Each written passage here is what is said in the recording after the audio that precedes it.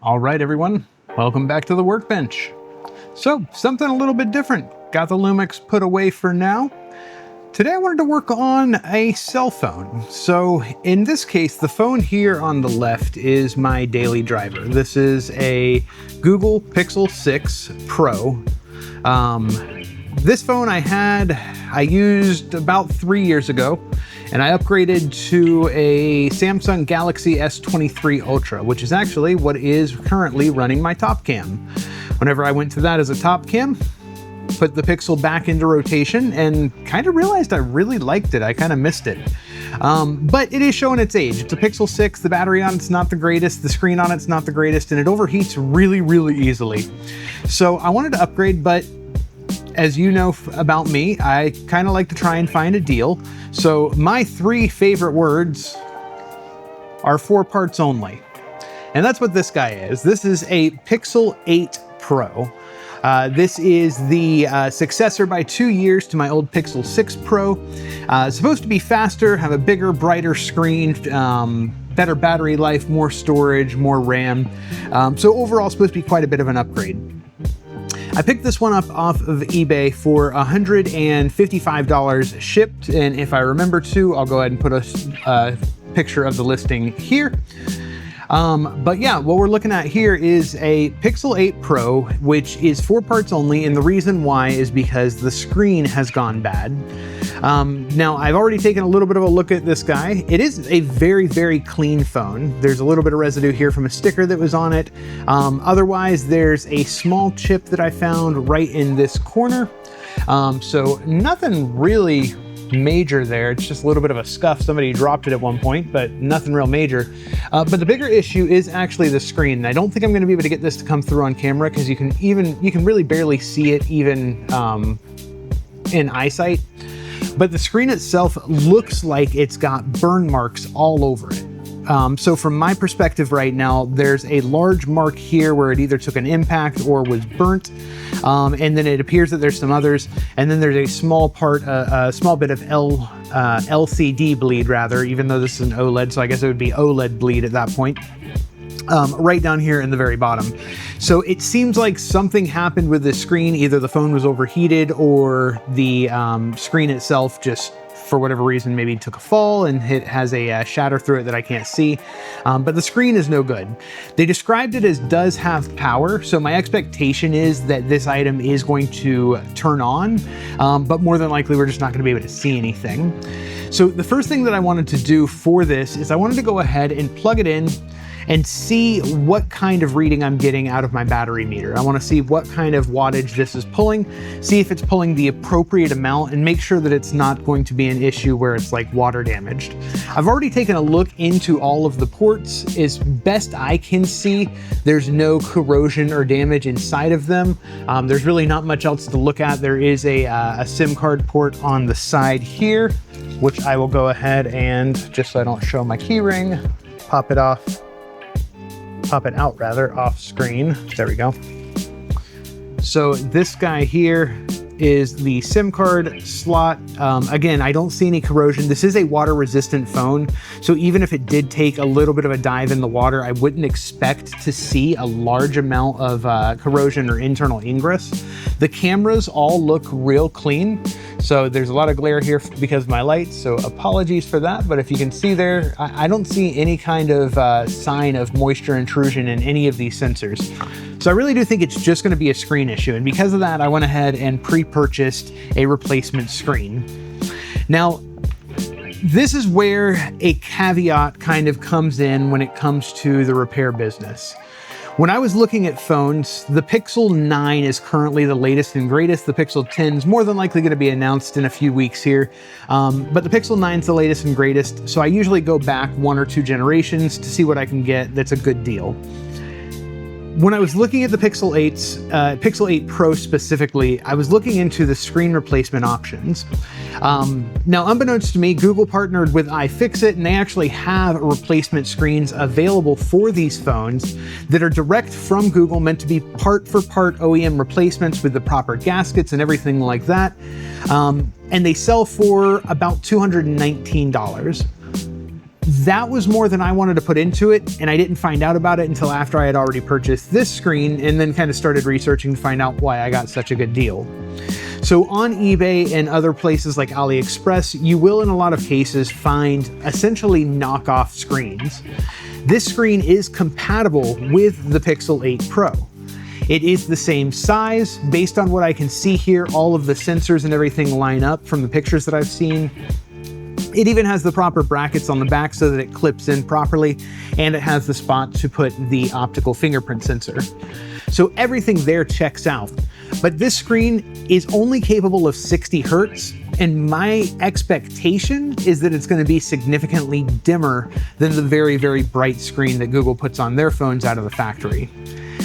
I don't know yet whether that's going to be a deal breaker for me and whether I'm going to need to basically pony up for a better screen in the long run, but I wanted to go ahead and give it a try. I had already ordered the parts and kind of would feel pretty stupid if I ended up having to put a total of about $450 into a phone that I can get secondhand or refurbished for about $350. As it stands, $150 for the phone, $50 for the screen. $200 isn't a bad deal for a Pixel 8 Pro. We'll see whether or not it ends up being worth it. So let's go ahead and dive into the repair on this guy. First, like I said, I want to test and see what kind of wattage I'm getting off the battery. So I'm going to go ahead and move some things out of the way here and plug into my USB-C power supply.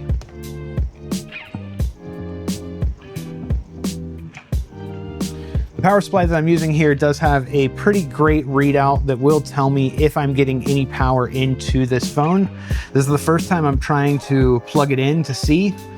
So right off the bat, it does appear to be charging 5.2 volts at 0.6 amps. So that's 3.1 watts that's going into it. I want to give it a couple of seconds and see if it kind of bumps up from here.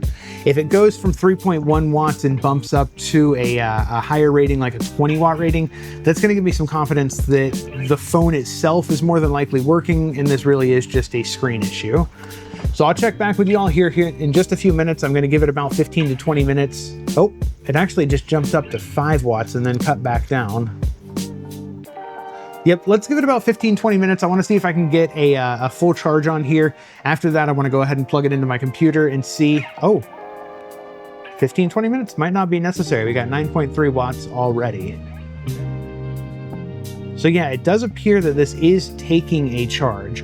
Normally, if the phone was water damaged, for instance, what I would see on my power meter is it would go up to a wattage, usually about 1 or 2, and then it would just die. And then it would go up and it would die, and it would just do this over and over again. And that tells me that there's some kind of a fault, usually a short circuit somewhere on the phone itself. And that's normally caused by some kind of water damage. The screen here, the way it looks, could have been water damage. I've never really seen it look like that before, so I didn't really think that was the issue. And it looks like we just bumped up. Yep, we're now charging at 19, 20 watts. That's exactly what I wanted to see. So this is really, really good news. This is telling me that, again, more than likely the phone underneath this bad screen is a fully functioning phone.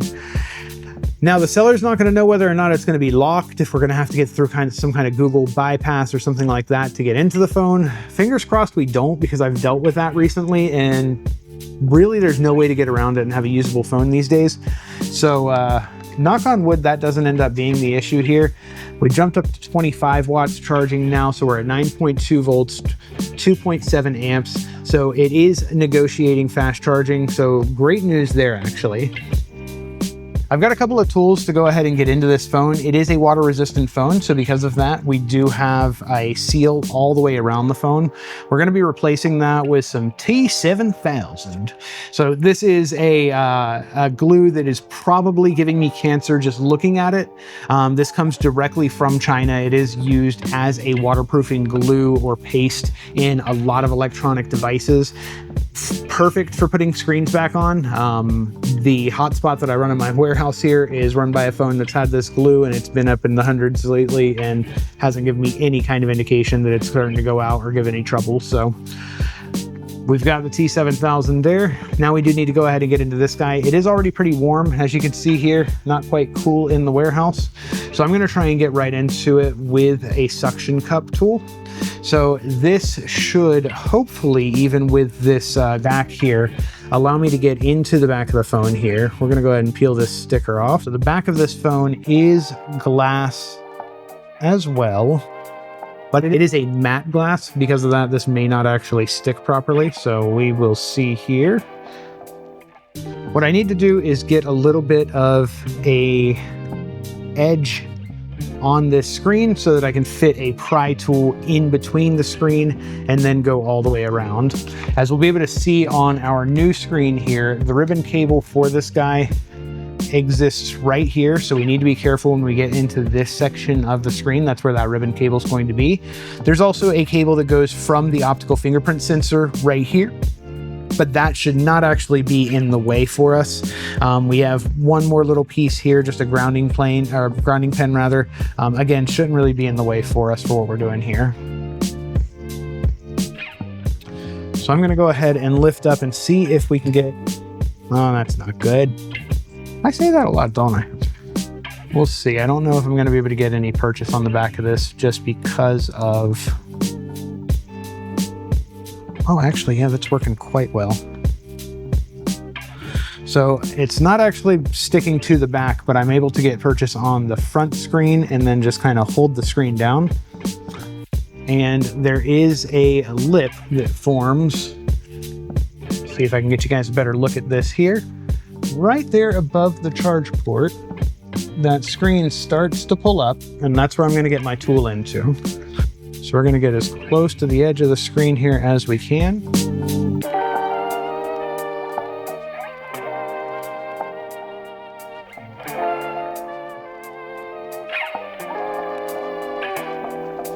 And there we go. Now that we have a tool in there, this becomes much easier.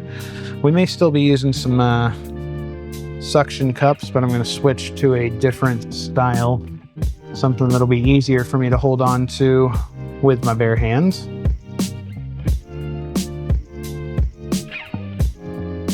All right, and so now I can pull up.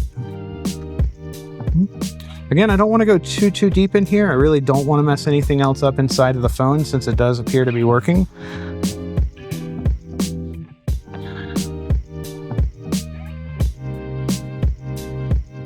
Oops. Yep, just like that. I don't want to go in too deep, just like that. All right, so there's different parts of the frame on this phone that I'm going to have to get back underneath as we go around.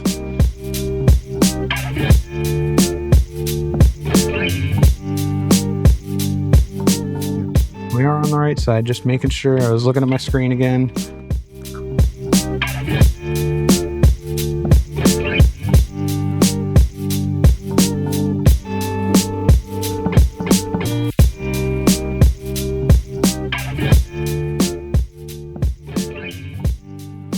I slipped out there, but that seems to be okay. So far, I'm not seeing any carnage on the inside. This is really good news. I might have myself a new phone here. Hopefully the software works with us. That is always a risk when it comes to buying a phone like this, especially with like the newer iPhones or any of the newer Pixels, Samsungs. Oh, very interesting. The screen is not, oh, it is laminated. It just separated at the LCD panel. So the screen's starting to separate here, but I'm at the point now where I can just kind of go ahead and pull it up on my own. There is a front-facing camera that sometimes gets stuck to the front here, so I'm going to go ahead and make sure that doesn't go with it. I don't want to tear any ribbon cables in here. And you can see here, as I'm pulling this apart, there's kind of this gluey substance here. This is a gasket. It's a sticker gasket that they put on from factory. And again, we're going to be replacing it with a glue instead. But what I need to do first, and I did gouge a little bit there. See, that's what happens when you go in too deep. Now this is just a cover over the battery. This is not getting us into anything super serious, I don't think. We'll find out if it starts smoking. So again, I'm just taking a look real quick here before I go ahead and take this, this screen clip out. It looks great in here. I'm not seeing any signs at all of water damage. That again is really the killer. That's the thing that I hate to see in these. I had a plan if there was water damage, but if there's not, it's just so much better. So let me go ahead and get a spudger. So this screen connector comes out by pushing down on here, and it kind of just pops up. Come on. Might use the Slim Jim here. Oh, almost had it. There we go, got under it. Oh, and it popped up and I felt it hit my back and fall behind me. I'm gonna grab that before I forget where it went. Got my clip back. Wanted to make sure I didn't lose that guy because again, I've seen it, they do usually kind of go flying like that, so it wasn't unexpected. Now we just have a push down connector that I can pop up with a corner of a plastic spudger. There we go, and from there we should be able to just peel this guy away from the frame. And again, it's got pretty hefty adhesive, but I'm not worried about this screen, so I'm just gonna kind of manhandle it. All right, so there are a couple of parts on the screen that we do need to transfer over to the new screen. When I say a couple, I mean just one. So what I'm looking at here is we do have a optical fingerprint scanner here.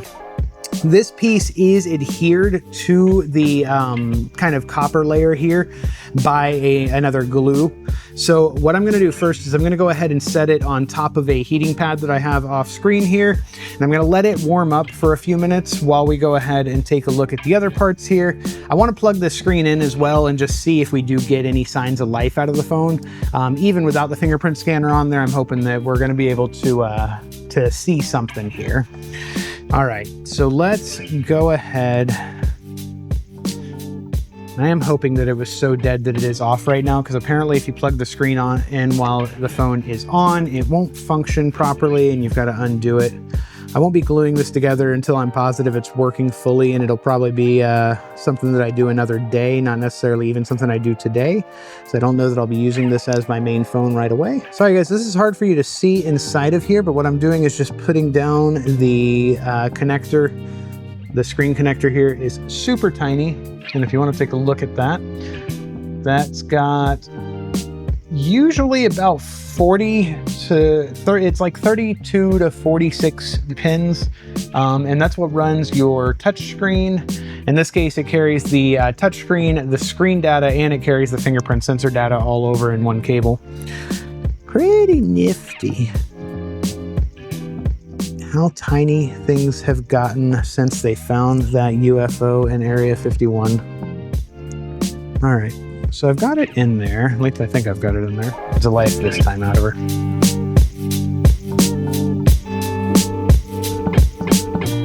Had a vibration, and we got Google on the screen. I might have me a new phone. So the caveats on this screen, at least from what the sellers advertised, is that it doesn't, oh sweet, it booted right up there. It doesn't support the 120 Hertz mode, so I've got to leave it on 60 Hertz, but wow. Oh no. Oh man. All right, so this could stink. I'm gonna try and do a wipe on it and see if maybe we can knock this out. But it does look like this is a belongs to your organization phone. What that means to me is that this has what's called an MDN lock on it. So this is a phone that somebody was given by their employer to use as a work phone. Unfortunately, they probably either broke it or they traded it in whenever it was no longer in its usable life. Usually you get 2 years between upgrades. And their company probably didn't remove it from their MDN software. So because of that, now this phone is always going to be locked to their servers. And nobody can really get around that unless you have access into their MDN server. So I'm gonna try a couple of things. There is a possibility maybe they removed it and this hasn't been reset since then. That's, I hope, in which case doing a factory reset would go ahead and take those restrictions off. Let me see it. Usually when you have that MDN lock, it does give you fewer options than what I'm seeing here though. So this is a little weird. I'm not seeing an option here to get past that. Let me see if I can get into, let me go developer options. USB debugging is on. So because USB debugging is on, there's a possibility that I can bypass this. So what I'd like to do, I want to look up this MDN provider first and see if there's any details that I can find on them. I'm going to go ahead and cut the video for a few minutes while I do some research, and then I'll come back to you guys with what I was able to find. I mean, good news so far, and I'm sorry you haven't been able to really see this because of my lights up top. Let me, if I kill the lights, there we go. Now we can see that we do in fact have what appears to be a working phone. Yeah, not a super bright panel, but... All right, let me get right back to you guys and see if I'm able to get any additional details about the MDN lock that's on here and what I can do about getting it removed. All right, everyone, so crisis averted. And again, I know it's gonna be hard for y'all to see this, especially with the polarization of the screen here and the filter that I use on my camera up top. But yeah, we're working. I went ahead and did a reset because I looked up and the Pythia MDN Manager is something that's used by refurbishers to kind of get into the phone and allow them to mess with the settings and everything before actually fixing it. So it looks like that's what they did on this one, and doing that quick reset actually got me out of it. So I'm back up and running. It appears that the phone does work fully. There's still some concerns that I have about the new touchscreen. Again, with it being a little bit of a cheaper touchscreen, it doesn't seem to react as well, or as much rather, to the brightness slider. When I'm turning it up and down, I'm not seeing a huge difference. That might just be auto brightness because of the lights that I have above right now. I also had, when I was setting it up, a couple of areas where right on the edges where the touch seemed to be a little bit flaky. My hope with that is that those gold pins that we saw underneath the screen before are actually what's kind of giving the conductivity for that part of the capacitive touchscreen. And so my hope is that when we put this all together, it actually will work. Because the screen really, it doesn't look bad. And I did check, the phone's in 120 Hertz mode, and it's not flickering, it's not giving any issues. So there's a chance, not a big chance, but a chance. So I'm gonna go ahead and unplug it from power first, and then we're gonna power the phone down, because again, if you do this or take the screen out with the phone powered on, it is gonna go ahead and freak out apparently. So now that we're fully off, we're gonna go ahead and remove this screen again. My other screen has been sitting over on what I'm gonna call my heat pad. It's actually just a really powerful charger that gets really hot, especially here in the warehouse. I'm gonna go ahead and pop the cable here to get the screen back out. There we go. And now we're gonna be working on this screen. I haven't taken the protector off the front of it just for this reason, because I knew we were gonna be back in here. And that camera is just determined to come back out. Looks like there's another part of the screen up top here that I'm gonna have to actually remove as well. This is some kind of a little bracket that I didn't see before, but it does kind of hold the camera in, so that will be interesting. It does feel like we're pretty warm here on the old screen, so let me pull this guy off. Now what I've got to do is get, first off, this ribbon cable unplugged. So we're going to, just like we did on the Lumix, flip up the little pad here, and then I'm going to try and pull the ribbon cable free. It might be glued down as well. No, this part isn't, so I can just go ahead and pinch it between my tool and fingers and just kind of wiggle it on out there. Perfect. So now we've got to get underneath this ribbon cable. It is glued all the way from here up to here, and there's a section about that big that is not glued, and that's where the sensor is for the fingerprint scanner. So this part I knew was going to be a little bit sketchy. I am going to be using this really thin guitar pick because, one, I don't want to slip and damage that image sensor under here because it is an optical fingerprint scanner, so it is actually just like a camera's image sensor. But my hope is that I can go ahead and peel this off, and I've just realized my cold air is blowing right on the back of this that I just heated up, and it's now completely cool again. That wasn't the smartest thing I could have done. All right, that's okay. There's more than one way to do this. The other way, unfortunately, is a little bit louder, so I'm gonna need to probably cut this audio out, so we'll probably go to some music. But going back, this is not a drill, this is in fact a heat gun, battery powered. Gets up way hotter than I'm gonna need for this, so I'm gonna be pretty gentle and just try and use pretty sparing heat, but as you'll see, she's a little loud, so I'm probably not going to be able to talk over it. So I may interject some voiceover here. We shall see.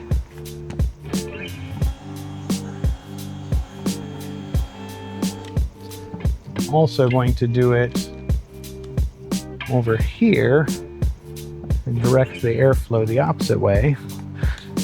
Oh, using a heat gun in the Florida heat. So much fun. The things we do for deals.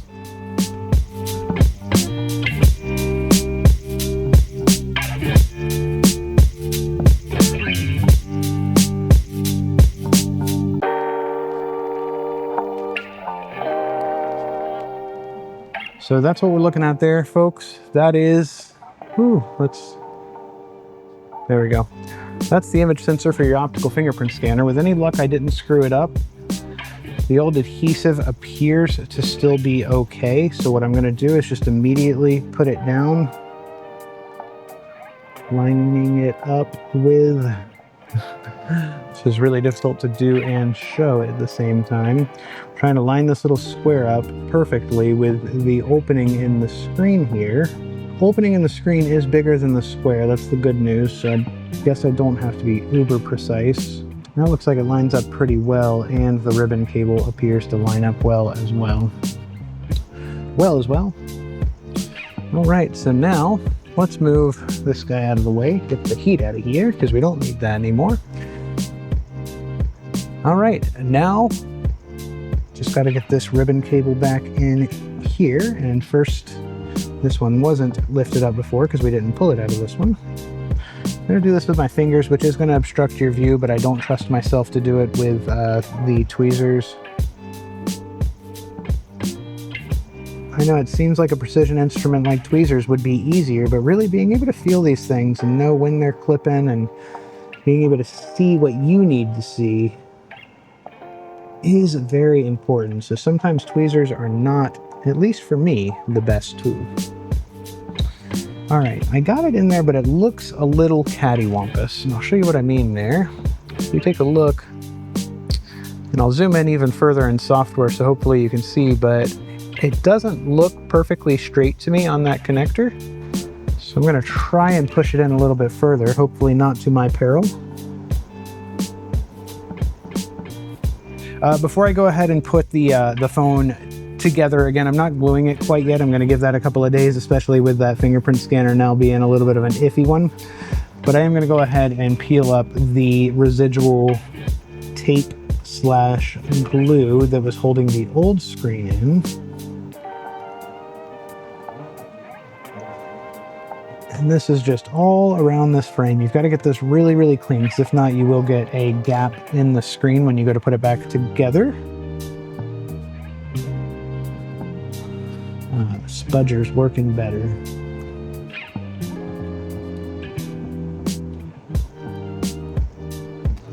And again, I'm seeing a lot of these little pins inside of the phone here. And I'll try and point them out to you if I can. These little pins are making contact with that copper backplate of the phone, and they are providing some form of a grounding. And again, I'm really hoping that's why some of the touchscreen was not being super responsive for me a minute ago. All right, so we're just going to continue on the outside here, not getting under that pin because I don't want to break it off. Again, I'm just getting all of this nasty stuff. It comes off pretty easily, actually.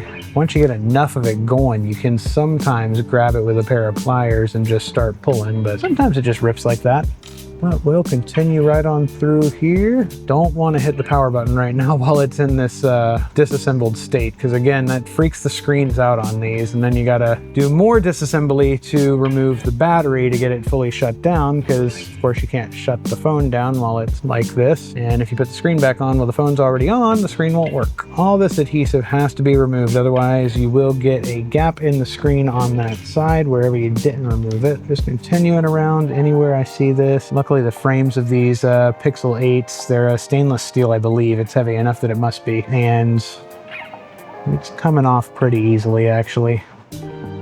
Got some ISO alcohol if we need to use it, but with any luck, we'll get through this without using any of that. Still got some on this side here, as well as a little in this corner still that I need to get. And I really got to get all of it, because that other screen's going to sit down inside of this lip here and be completely flush if we do this right. If we don't, not flush, not water resistant, doesn't look good. might give you issues. All right, while I'm cleaning this up, let me go ahead and cut our footage because we've only got 7 minutes left and I want you guys to be able to see final product here in a few moments. All right, everyone, welcome back. So I was able to go ahead and get everything reinstalled on the Pixel 8. Again, unfortunately, y'all can't really see this, and that is just a matter of the filter that I am using on my camera. There we go, that's a little bit better. So not only did I get it up and running again, but fingerprint unlock is working. I'm gonna definitely consider this at this point a win. The screen looks fantastic to me. I'm not seeing any issues with it. I guess I really won't know until a couple of days of getting a chance to actually see how things work. Kind of, I guess, just use it as a daily driver more or less. So what I think I'm gonna do at this point is I am gonna go ahead and glue the screen rather. So I'm gonna go ahead and use some of my T7000, put a bead around the edge here, and then I'm gonna clamp this down and I'm gonna leave it overnight so that it can go ahead and settle. And I'll show you what that looks like. So I've got these clamps here. Once I go ahead and get that glue strip around, these are made specifically for repairing phones and I've used them a couple of times, but they just open up. They're just thick enough for pretty much any modern smartphone, and then they'll tighten down with some rubber padding in here to hold the screen to and make sure that it's nice and secured as it gets glued back in. Yeah, other than that, not much else really to see here. I'll go ahead and make sure, yep, our selfie camera is working. It is a little blurry. Why is it blurry? All right, I might need to do some diagnosing on the selfie camera. I'll do some work, maybe pull this back apart and see if there's something going on with the selfie cam because it really is not coming through very clear there. And I don't take many selfies, but again, it'd be a nice thing to actually have working. But that's about it. The rear cameras, 5x works, 2x works, 1x and 0.5. So yeah, I'm gonna go ahead and glue this back together, see if I can figure out what's going on with that selfie cam. Maybe there's just something that's holding it up in there. And yeah, that'll be it for this one. Again, I'm not gluing it quite yet. I'm gonna give that a couple of days.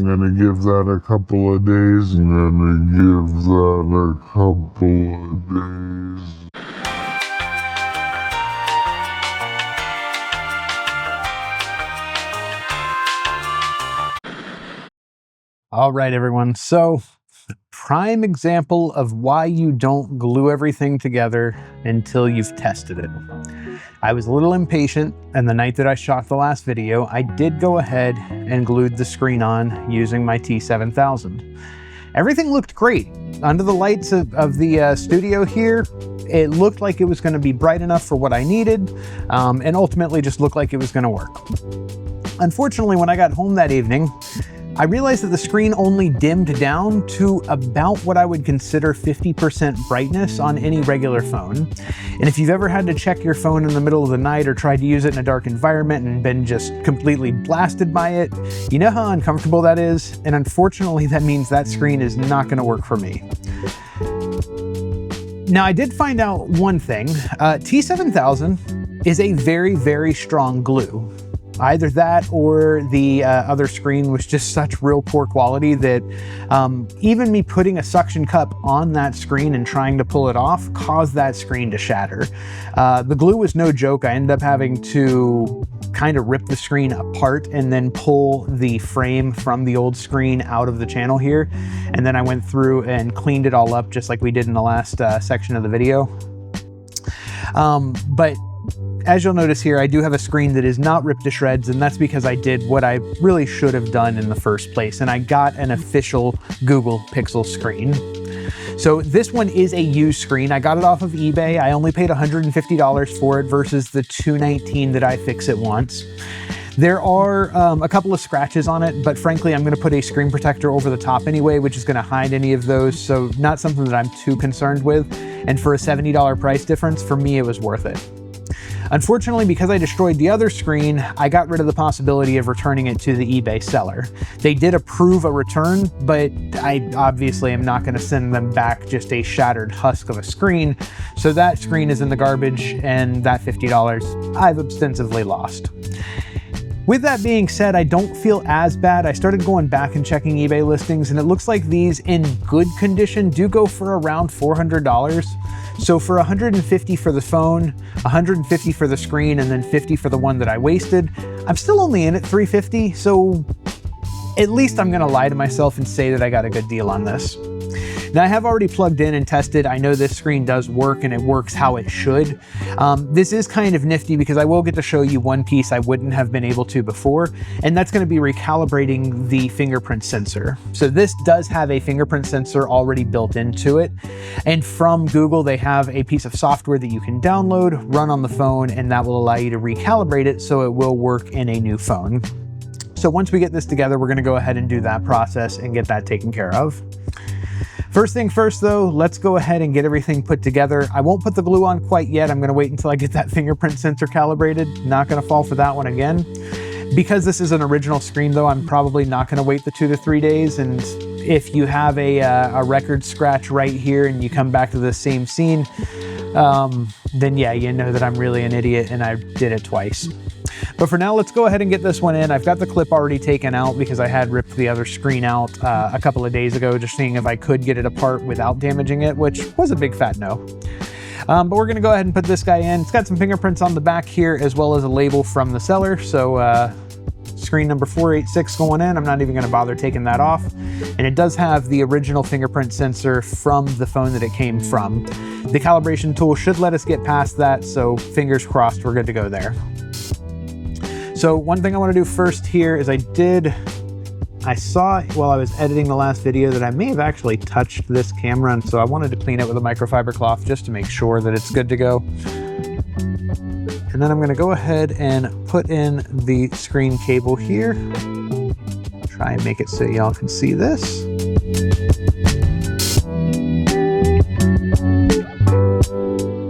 right, there we go. I got a click out of it. Probably won't hear it on camera, but I can hear it on this side. And then I'm going to go ahead and put the retention bracket down. It fits the little end piece right here. Fits into a slot in the body of the phone here. And then it just presses down and clips in. It's got a little bit of spring tension behind it.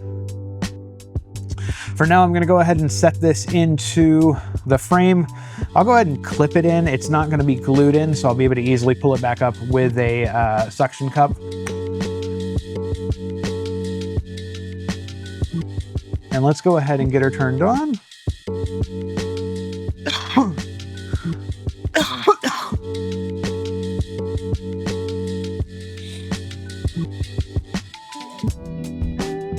Let me adjust for you guys so you can actually see what I'm seeing here. There we go.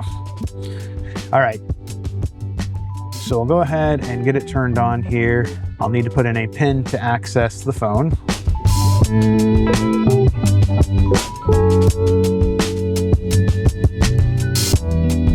All right, perfect. My polarizer isn't working against me today. So now we've got access into the phone here. We will go ahead and go into our settings. From the settings menu, I'm going to go ahead and scroll down to our lock settings, which should be under security and privacy. Oh, there we go. Device unlock. So currently it's set on pin unlock, and it does say I've got my fingerprint. When I go into my fingerprint unlock settings though and try and add a fingerprint, it will tell me cannot use this fingerprint, or you need to visit a repair provider or go to g.co/pixel/fingerprint unlock. So no worries, something that we knew was going to happen. What I'm going to do now is switch over to a screen recording of my computer so that we can take a look and see what it looks like to run this software directly from Google servers. All right, perfect. So now we have the Google Pixel repair site loaded up on our computer. So this is a web-based site. You do have to use Google Chrome to be able to access it and go ahead and flash the device itself. But what we're looking at doing here is, instead of going through the getting started, which is going to in fact reset the software on the phone, we're just going to select the install fingerprint calibration software. From there, it's going to explain to us how to get the device into fast boot mode. And then from there, we can go ahead and connect it to the computer.